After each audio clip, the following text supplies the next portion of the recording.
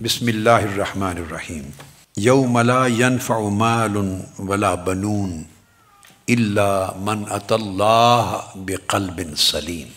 سورہ الشعراء، سورہ number 26 verse 88 and 89۔ فرمایا قیامت کے دن وہ ایسا دن ہے کہ اس دن نہ مال کام آئے گا نہ بیٹے کام آئیں گے۔ مال بھی نفع نہیں دے گا اور اولاد بھی نفع نہیں دے گی۔ نفع کیا دے گا؟ انسان کو مال، کاروبار، تجارت، دکانیں، بزنس، زراعت، انڈسٹری، صنعت، جو بھی مال اسباب انسان پوری زندگی کرتا ہے۔ فرمایا یہ جب بندہ رخصت ہو جاتا ہے اس دنیا سے تو یہ چیزیں ایک رتی برابر بھی نفع نہیں دیں گی، ختم۔ یہ پچھلے وارث جو چھوڑ کے جا رہا ہے یہ ان کا مال ہے، اب اس کا نہیں ہے۔ مرنے والے کا یہ مال نہیں ہے، جب تک زندہ تھا اس کا تھا، اب پچھلوں کا ہے۔ مرنے والے کا مال کیا ہے؟ جو دنیا سے جا رہا ہے اس کا مال وہی ہے جو اس نے پہلے بیچ دیا تھا، آگے اللہ کے دین پہ خرچ کر دیا تھا، صدقہ کر دیا تھا، خیرات کر دیا تھا، نیک کاموں پہ جو خرچ کر دیا تھا وہ اس نے آگے بھیج دیا تھا۔ اب اس کا مرنے کے بعد اس کا مال وہی ہے جتنا اکاؤنٹ وہ بیچ چکا ہے۔ جو چھوڑ کے جا رہا ہے وہ اس کا نہیں، اس میں سے ایک رتی کا بھی فائدہ نہیں ہوگا۔ یہ ارشاد ہے یوم لا ینفع مال، وہ جو مال ساری زندگی کمایا اور چھوڑ کے گیا اب وہ اس کو نفع نہیں دے گا، اور اولاد بھی نفع نہیں دے گی سوائے اس اولاد کے جس کی نیک تعلیم اور تربیت کی، صالح بنایا اور انہیں نیک راہ پر چلایا، تو ان کی نیکیاں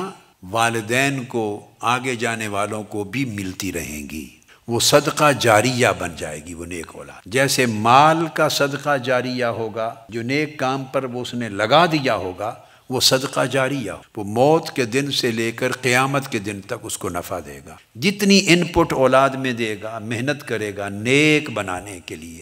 صالح بنانے کے لیے، صاحب علم کرنے کے لیے، صاحب عمل کرنے کے لیے، صاحب تقوی کرنے کے لیے، اللہ کا بندہ بنانے کے لیے جتنی ایفرٹ کرے گا وہ ساری اس بچے کو، بچی کو، اولاد کو تو ملے گی ہی اس کی خیرات اور برکات، مگر وہ ساری برکات اور خیرات والدین کو جنہوں نے ایفرٹ کی تھی ان کو بھی جائے گی۔ تو یہ جب ارشاد فرمایا جاتا ہے یوم لا ینفع مال ولا بنون، کہ قیامت کے دن نہ مال کام آئے گا نہ بیٹے کام آئیں گے، اس سے مراد یہ ہے وہ مال جو اللہ کے لیے نہیں لگا اور وہ بیٹے جو اللہ کی راہ پہ نہیں لگے، جو صرف دنیا کے لیے،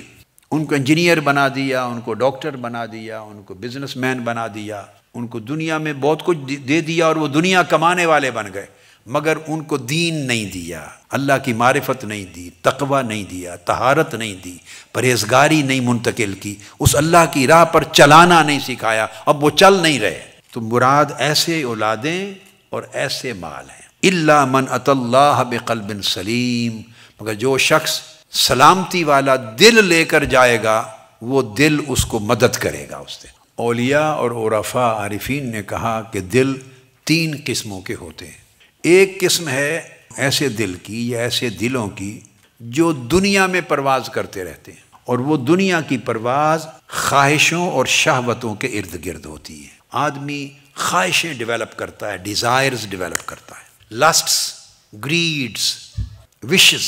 worldly material wishes and desires and lists, hopes develop کرتا ہے۔ یہ مل جائے، یہ ہو جائے، یہ ہو جائے، ایسا گھر ہو جائے، ایسا مکان ہو جائے، ایسی گاڑی ہو جائے، ایسا کاروبار ہو جائے، ایسا سٹیٹس ہو جائے، ایسا جاب ہو جائے، وغیرہ وغیرہ، ایسا مرتبہ، ایسی شہرت، ایسا جاؤ منصب ہو جائے، ایسی اولاد ہو جائے، وہ طاقتور ہوں، ایسی برادری ہو جائے، ساری دنیا کی خواہشیں اور نفس کی لذتیں۔ فرمایا ایک دل وہ ہے جو اس دنیا میں پرواز کرتا رہتا ہے اور پرواز اس کی شہوتوں کے ارد گرد ہوتی ہے۔ شہوت کہتے ہیں خواہشات نفسانی کو، جو دل کی خواہشیں ہوتی ہیں، نفس کی طلبات، تو اس کی پرواز خواہشوں اور شہوتوں کے ارد گرد ہوتی ہے۔ ایک دل وہ ہے، اور فرمایا ایک دل وہ ہے جو عالم آخرت کی فضاؤں میں پرواز کرتا ہے۔ دوسری قسم جو آخرت اور عقبہ کی فضاؤں میں پرواز کرتا ہے، اور وہ آخرت کی جو بزرگیاں ہیں اور درجات ہیں، آخرت کے بلند مقامات، ان کے ارد گرد پرواز کرتا ہے، یعنی اس کی پرواز کا رخ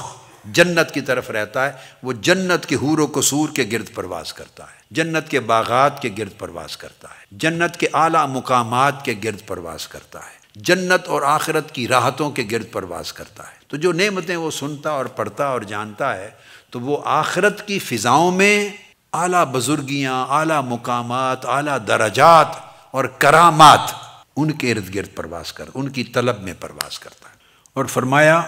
ایک دل تیسرا ہے، ایک تیسری قسم ایک دل کی ہے، وہ اس سے بھی اونچی پرواز کرتا ہے، وہ سدرۃ المنتہا کی فضاؤں میں پرواز کرتا ہے۔ ایسے دل بھی ہوتے ہیں جو فوق العرش پرواز کرتے ہیں، اور وہ یطیر فی سدرۃ المنتہا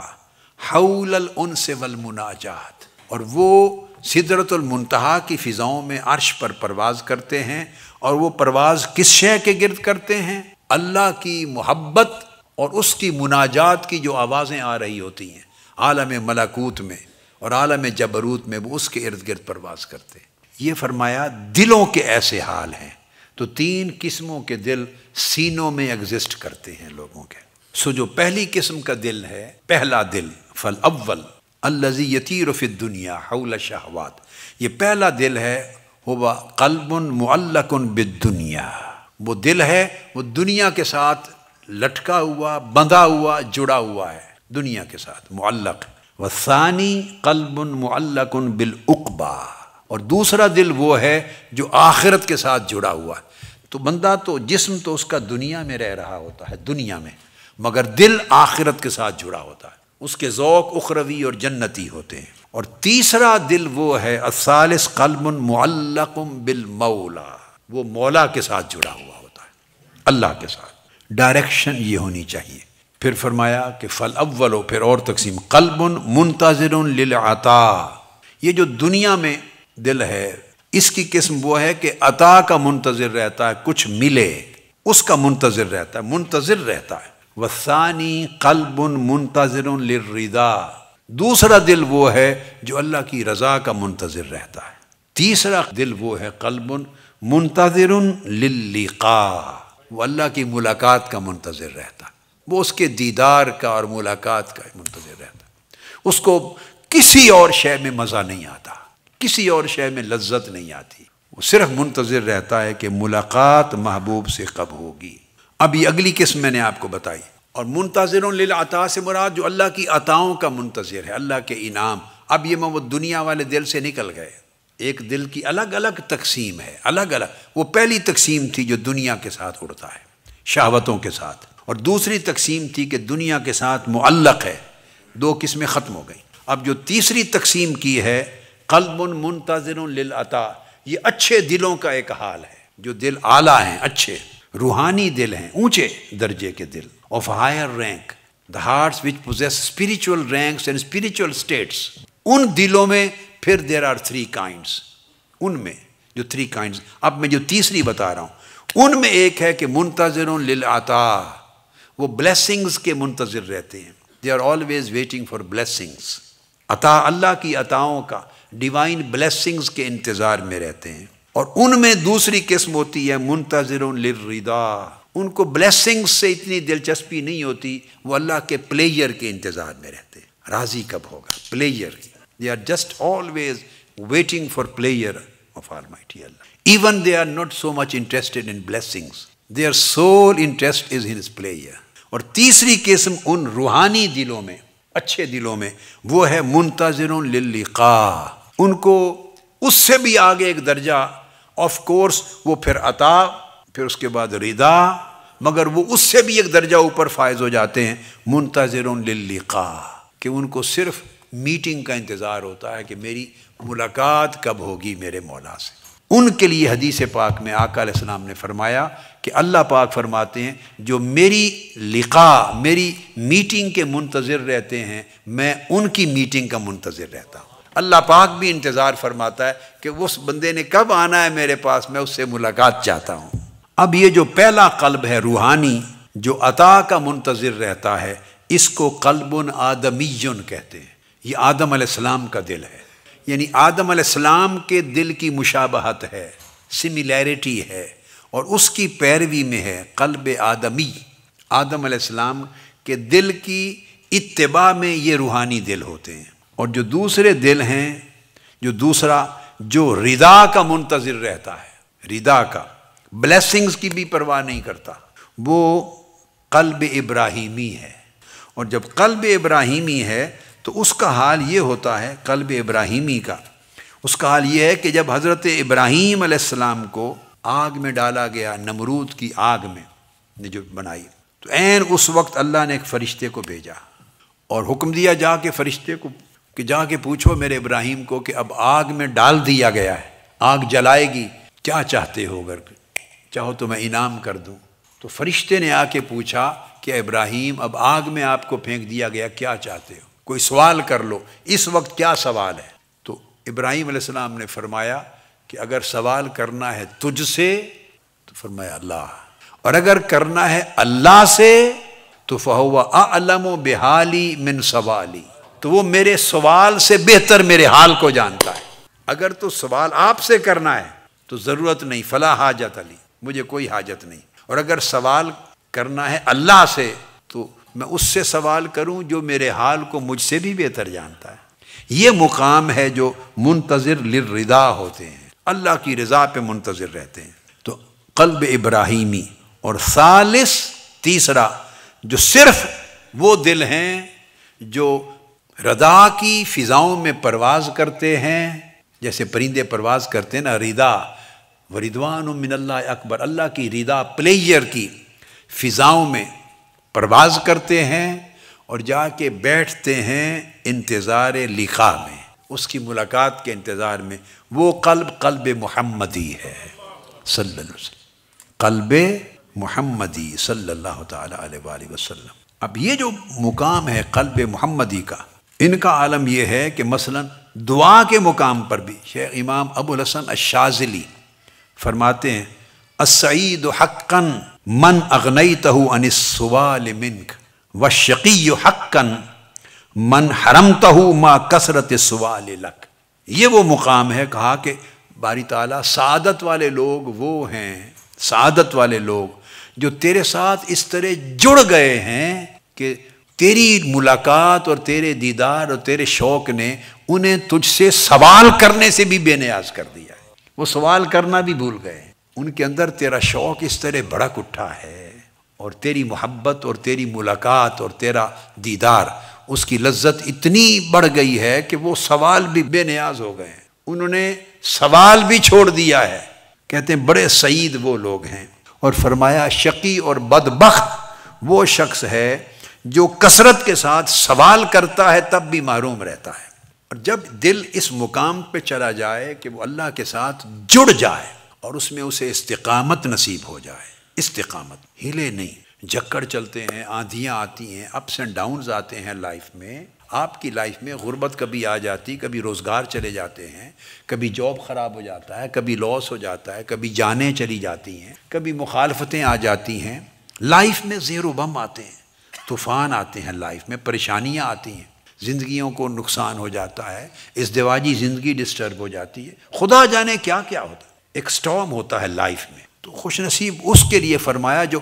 جڑ جاتے ہیں اللہ کے ساتھ، یا اس کی بلیسنگز کا، یہ تین اعلیٰ درجے کے قلب ہیں، ان میں سے کوئی تو چن لیں، یا اس کی بلیسنگز کا، عطاؤں کا انتظار کرنے والا دل لے لیں جو صرف اس کی عطا کا انتظار کرے اور پریشان نہ ہو، یا اس کی رضا کا انتظار کرے سیکنگ ہز پلیئر، اور اس سے بھی بڑھ سکیں تو نصیب کی بات ہے تو اس کی لقاء کا انتظار کرے۔ تو یہ تین دل ہیں آپ کے سامنے رکھے ہیں، ان میں سے کسی ایک کی طرف بڑھیں، اور فرمایا اگر اللہ کے ساتھ جڑ جائیں اور اس کے دروازے پر لگ جائیں اور باقی ہر شے سے بے نیاز ہو جائیں تو پھر کیا ہوتا ہے؟ قف بباب واحد لا لتفتح لک الابواب، ایک کے دروازے پر کھڑے ہو جاؤ، اس نیت سے نہیں کہ تم پر بہت سے دروازے کھل جائیں، اس نیت سے اگر کھڑے ہو جائیں گے کہ بہت سارے دروازے کھل جائیں، you are standing on the door of one and hoping that many doors would be open for you. He will open many other doors for you. So you are in fact concentrating on many doors, other doors to be opened. تو وہ ایک دروازے پر جو کھڑے ہیں اس لیے کھڑے ہیں کہ اور دروازے اسی اللہ کرم کرے گا تو دروازے کھل جائیں گے، تو میں پھر نہیں کچھ ہوتا، کچھ نہیں کھلتا، فرمایا ایک دروازے پہ جم جاؤ، بہت سے دروازوں کے کھلنے کی امید میں یا خواہش میں نہیں، جب ان خواہشوں سے پاک ہو کر کھڑے ہوگے تو تفتح لک الابواب، پھر سارے دروازے کھل جائیں گے تم پر۔ اگر آدمی ایک دروازے پر، مولا کے دروازے پر کھڑا ہو جاتا ہے اور اس میں یہ توقع نہیں کرتا کہ بہت سے دروازے کھلیں گے میرے اوپر، پھر اپنے آپ سارے دروازے کھل جاتے ہیں۔ اس لیے آقا علیہ السلام نے یہ بھی فرمایا کہ اللہ پاک نے ارشاد فرمایا حدیث قدسی، من شغلہ ذکری ان مسئلتی اعطیتہ افضل ما اوتی السائلین، فرمایا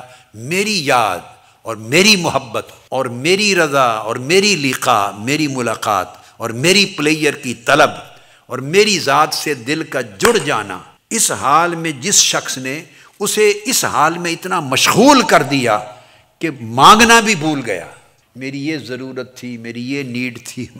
I need this, I need, وہ مانگنا ہی بھول گیا، مجھ سے ایسی لو اس کی لگی، ایسی لگن لگی کہ ہر شے بھول گیا، مانگنا بھول گیا، تو فرمایا اس کو پھر میں اتنا دیتا ہوں کہ مانگنے والے بھی پیچھے رہ جاتے ہیں، مانگنے والوں سے زیادہ دیتا ہوں۔ اور جب دل اللہ کے ساتھ اس طرح جڑ جاتا ہے، یہ بھی یاد رکھ لیں، اس مقام پر چلا جاتا ہے تو پھر اس نے کیا مانگا اور ملا یا نہیں ملا یہ فکر ہی نہیں رہتا، وہ سوچتا ہی نہیں۔ ہمیں تو شکوہ ہو جاتا ہے، اتنا عرصہ ہو گیا دعا مانگے، اتنا عرصہ ہو گیا یہ وظیفہ کرتے، اتنا عرصہ ہو گیا یہ کرتے، ابھی تک ملا نہیں، ابھی تک اولاد نہیں ملی، ابھی تک یہ نہیں ہوا، ابھی تک یہ نہیں ہوا، یہ نہیں ملا۔ ہم فکس کرتے ہیں ٹائم فریم، اتنا عرصہ ہو گیا مانگتے مانگتے اللہ سے تو ملا نہیں۔ اس کا مطلب یہ ہے کہ ہم مانگتے بھی ہیں اور اختیار بھی اپنا، اختیار کہتے ہیں پسند، اختیار بھی اپنا امپوز کرتے ہیں کہ ہمیں دے اور اتنے عرصے میں دے، وہ ہمارا کام کرے اور اتنے ٹائم کے اندر کرے۔ جب وہ ٹائم جو ہمارے ذہن نے فکس کر رکھا ہے اور ہمارے دل نے، ہماری خواہش نے فکس کر رکھا ہے کہ اتنے وقت میں ہو جانا چاہیے، جب اس فریم ورک میں، ٹائم فریم میں نہیں ہوتا تو ہمارے دل کے اندر شکوہ جنم لیتا ہے۔ وہ شکوہ کیوں جنم لیتا ہے؟ اس لیے کہ ہم نے ٹائم فریم بھی اللہ کو نہیں دیا کہ وہ مقرر کر لے، وہ بھی اپنا چاہتے ہیں۔ تو یہ تو مذاق ہو گیا نا، مانگتے بھی ہیں اور ٹائم بھی اپنا فکس کرتے ہیں اس کے اندر ملے۔ تو یہ جب اللہ کے ساتھ تعلق جڑ جاتا ہے تو وہ اللہ پر، ان کے آداب دعا کے یہ ہوتے ہیں کہ وہ اپنا اختیار چھوڑ دیتے ہیں اور اللہ کے اختیار پر راضی ہو جاتے ہیں۔ یہ وہ دل ہے جو دل ان تین چیزوں میں آ جائے، یا منتظر عطا یا منتظر رضا یا منتظر لقاء۔ جب روحانی دل روحانی ہو جائے، اسپریچول ہارٹ اسپریچول ہارٹ ہو جائے، تو پھر وہ کیا ملا ہے کیا نہیں ملا یہ نہیں سوچتا، وہ جو عطا کر دے، جو عطا کر دے، وہ جو کر دے اسی کو عطا سمجھتا، حتیٰ کہ ایک مقام اس کے یہ عطا ہو کہ وہ اگر نہ دے تو اس کا نہ دینے کا فیصلہ بھی ایک عطا ہے، منع بھی عطا ہو جاتی ہے۔